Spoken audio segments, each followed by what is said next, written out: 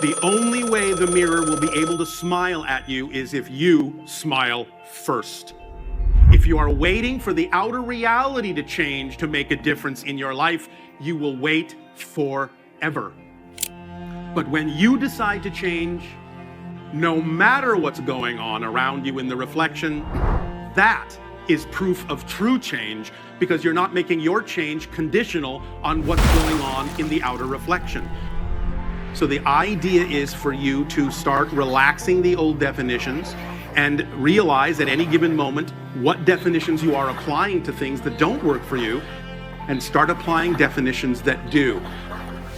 Because as you have experienced, existence is going to support you no matter what you choose. It doesn't really contradict you. It can't.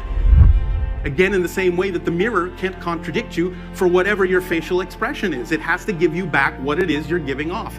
That's simply the way it's structured.